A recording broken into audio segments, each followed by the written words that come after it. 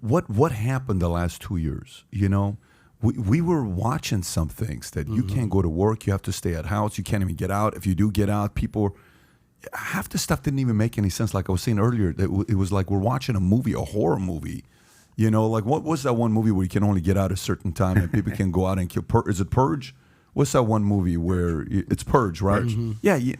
So what happened? What got to this point? Is that how Australia would have typically chosen to handle a crisis like COVID, a pandemic like COVID, or did politics heavily get involved in the last couple of years? It's a really good question. I've done a lot of thinking about it. Jordan Peterson asked me on his show the same question, and I've sort of reverted to form a little bit, I suppose, and sort of thought the training when we're in politics is be careful what you say about your own country outside it, and I wasn't quite tough enough. The reality in Australia was, as I mentioned, it's a federation. Mm-hmm. What you saw internationally more than anything else was the city of Melbourne in the state of Victoria, which is led by a pretty far left socialist premier. Yeah, it was bad, and it's still going on because they arrested and handcuffed a pregnant lady for doing the wrong thing in a way that doesn't pass what we would call the pub test. Do you have that expression? It means that if you were down at the pub and you said, this is what the government's done to a citizen, people would say, that is unacceptable. The pub test. Yeah, like pub test. Got it. Like you're hanging out at the bar, drinking, shooting it with your buddies, and you're like, hey, what are your thoughts on this? And everyone's like, I don't know about that, mate. But here's what troubles me. I'm going to say it even though I'm in another country. I don't know what's happened to some of the... Australians were known for having a bit of a larrikin spirit, for being resilient, for being tough.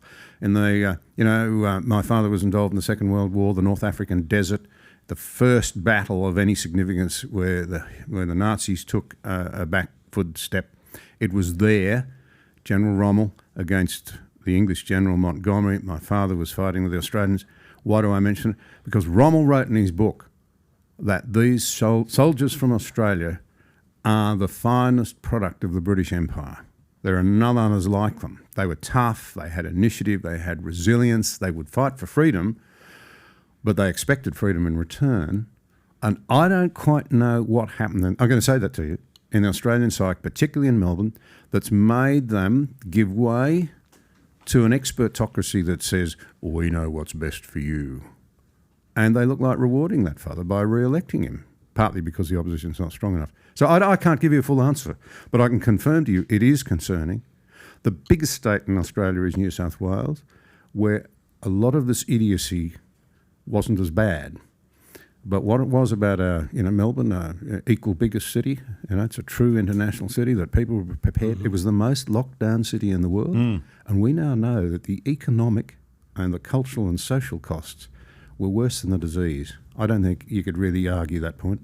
So there was a difference between what was going on in New South Wales. That's where Sydney is, right? I was there 10 years ago, versus Melbourne, which is just south of that, right? When Queensland is just above that.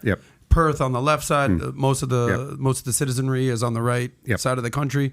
But there was a clear difference between what was going on in Melbourne versus Sydney. So Melbourne was the centerpiece of the lockdown state, is what you're saying. It was the lockdown capital of the world. Wow. So you would say Melbourne is more like a California or a New York for us? Yeah. Okay. Or maybe even worse than that. Way worse. Well, the lockdown capital of the world. It is worrying. But don't miss this thing that I'm saying. What's happening? Because I think it's happening in a lot of Western countries. A lot of citizens...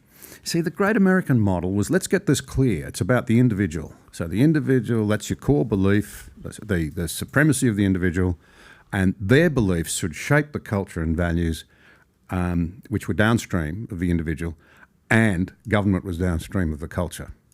But we're reversing that. We're making ourselves creatures of the state. And there seems to be something creeping in what might be called the progressive left, the postmodernist, the neo sort of occult Marxist sort of world, where people want bureaucracies and experts and expertocracies, if I can use that word. That's mangling the English language, isn't it?